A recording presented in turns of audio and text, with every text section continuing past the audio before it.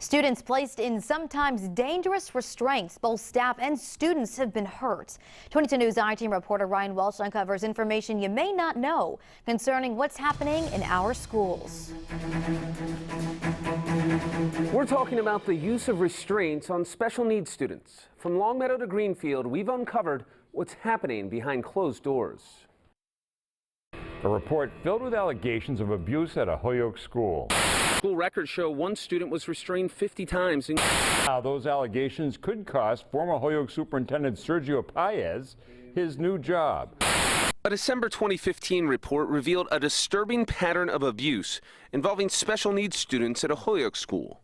2 months later, the state said there was a systematic failure at the school. One restraint is one restraint too many. Dr. Steven Zreich runs the Holyoke schools. He took over after these allegations were made.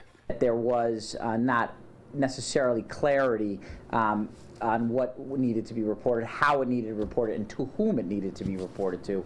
Aside from allegations of punching and slapping special needs students, at issue in this Disability Law Center report was the use of prone restraints. That would be a restraint where the student would be face down on the floor while they're being restrained. Russell Johnston is a senior associate commissioner for the Department of Elementary and Secondary Education. At the start of 2016, the state severely limited the use of prone restraints. Is the goal at the end of the day to have schools restraint-free?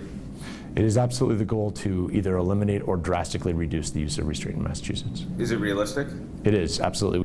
The I-Team reviewed use of restraint reports from September 2014 through the end of 2015.